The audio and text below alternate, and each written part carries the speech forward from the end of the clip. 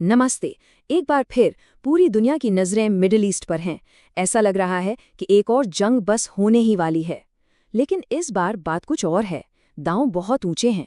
आज हम इसी खतरनाक टकराव को समझने की कोशिश करेंगे जो ईरान के इर्द गिर्द बन रहा है और जिसके नतीजे सच मानिए पूरी दुनिया को हिलाकर रख सकते हैं। तो सबसे बड़ा सवाल यही है, क्या मिडिल ईस्ट एक और बड़ी जंग की आग में झुलसने वाला है? देखिए, ग्लोबल न्यूज़ नेटवर्क यानी जीएनएन का एक नया एनालिसिस सामने आया है और वो ये कह रहा है कि अमेरिका ने जिस तरह से इस इलाके में अपनी फौजें जमा की हैं वो अभूतपूर्व है। इससे माहौल इतना तनावपूर्ण हो गया है कि एक छोटी सी चिंगारी भी बहुत बड़ा धमाका कर सकती है। अब सवाल ये है कि आखिर ये सब हो क्यों रहा है। इसकी जड़ें हैं ईरान और इजराइल के बीच की सालों पुरानी दुश्मनी में। इजराइल लगातार इस बात पर जोर दे रहा है कि हमें पहले हमला कर देना चाहिए, जिसे प्रीएम्प्टिव स्ट्राइक कहते हैं। और अमेरिका तो जैसे इस शतरंज की बिसात पर अपने सारे मोहरे पहले ही आगे बढ़ा चुका है। और अमेरिका की ये तैयारी कोई छोटी मोटी नहीं है। जरा सोचिए, 150 कार्गो प्लेन, B-52 बॉम्बर्स का 65% बेड़ा, और तो और पूरा का पूरा aircraft carrier group USS Gerald R Ford वहां मौजूद है। जमीन पर करीब 60,000 सैनिक। ये कोई रूटीन डिप्लॉयमेंट नहीं है। ये एक सीधा सीधा मैसेज है, एक तरह का खुला ऐलान। लेकिन कहानी का दूसरा पहलू भी है। इस खेल में सिर्फ अमेरिका ही बड़ा खिलाड़ी नहीं है, ईरान भी हाथ पर हाथ धरे नहीं बैठा है।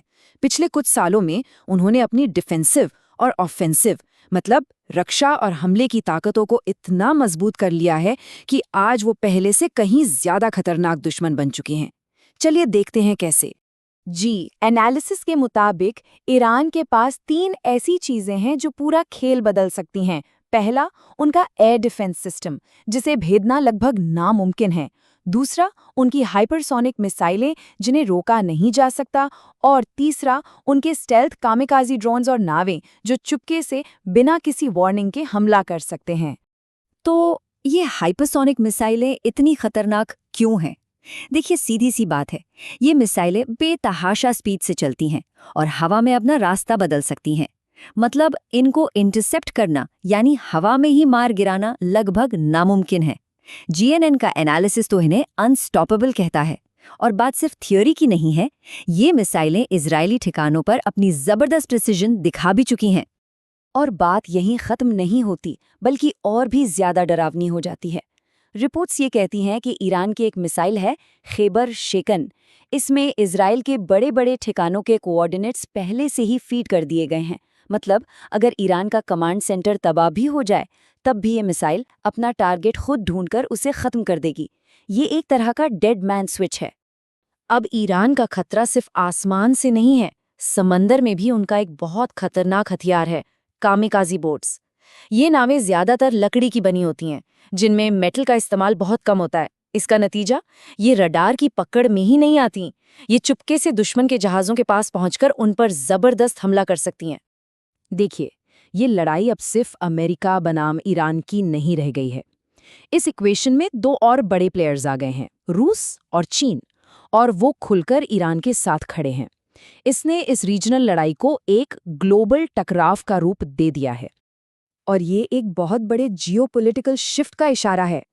जिस सोर्स का हम एनालिसिस कर रहे हैं वो कहता है कि मिडिल ईस्ट अब अमेरिका के असर वाला इलाका नहीं रहा, बल्कि ये अब रूस और चीन का होम ग्राउंड या कह लीजिए अपना इलाका बन गया है। और जाहिर है वो इसे इतनी आसानी से नहीं छोड़ने वाले। इस बात को और पुख्ता करती है एक घटना। ईरान में एक जॉइंट मिलिट्री एक्सरसाइज के दौरान एक रूसी कमांडर ने कहा, हम इमाम हुसैन के रास्ते पर चलने वाले लोग हैं। ये सिर्फ एक बयान नहीं था, ये रूस और ईरान के बीच एक गहरे आइडियोलॉजिकल कनेक्शन का सबूत है। एक ऐसा कनेक्शन जो सिर्फ हथियारों का नहीं बल्कि सोच का भी है। तो इन सारी चीजों को अगर एक साथ देखें तो ये पूरा मामला 2 रास्तों पर जा सकता है, 2 बहुत ही अलग रास्ते। एक रास्ता है एक कंट्रोल्ड मैनेज्ड स्ट्राइक का, और दूसरा एक भयंकर पूरी तरह से तबाही मचाने वाली जंग का। चलिए इन दोनों सिचुएशन को समझते हैं। पहला सिनारियो है मैनेज्ड स्ट्राइक, मतलब कुछ खाली इलाकों पर छोटे मोटे हमले कर दिए बस चेहरा बचाने के लिए, ताकि किसी को ज्यादा नुकसान भी ना हो और मामला शांत हो जाए। और दूसरा सिनारियो वो एक बुरे सपने जैसा है। इजराइल पर भयानक हमले, अमेरिकी ठिकानों का सफाया और एक ऐसा माहौल जो शायद तीसरे विश्व युद्ध की शुरुआत कर दे। लेकिन इन सब रणनीतिक चालों और जंग के प्लान्स के बीच हमें ये कभी नहीं भूलना चाहिए कि इसकी असली कीमत इंसानों को चुकानी पड़ती है। तो अगर एक फुल फ्लेज्ड वॉर होती है तो उसकी असली कीमत क्या होगी? 60,000 ये सिर्फ एक नंबर नहीं है, ये उन 60,000 अमेरिकी सैनिकों की संख्या है जो इस वक्त उस इलाके में मौजूद हैं। सोर्स एनालिसिस कहता है कि अगर जंग छिड़ गई तो ये सैनिक बहुत ही ज्यादा वल्नरेबल हो जाएंगे, मतलब वो सीधे सीधे क्रॉस फायर में फंस जाएंगे। और शायद सबसे ज्यादा डराने वाली बात अब सामने आ रही है। कहा जा रहा है कि ईरान ने अपना डिफेंस सिस्टम ऑटोमेटेड कर दिया है और उसे फायर एट विल के ऑर्डर दे दिए हैं। इसका मतलब क्या है? इसका मतलब ये है कि अब जवाबी हमला करने का फैसला इंसान नहीं बल्कि कंप्यूटर लेगा, वो भी सिर्फ कुछ सेकंड्स में। किसी भी मानवीय अप्रूवल की जरूरत नहीं होगी। ऐसे में गलती से एक जंग शुरू हो जाने का खतरा आज तक इतना ज्यादा कभी नहीं था। तो ये सब कुछ हमें एक बहुत ही मुश्किल सवाल पर लाके खड़ा कर देता है। जब फैसले मशीनें ले रही हों, जब तनाव इतना ज्यादा हो, तो क्या इस तबाही की तरफ बढ़ते जहाज को रोका जा सकता है? क्या डी-एस्केलेशन यानी तनाव कम करना अब भी मुमकिन है?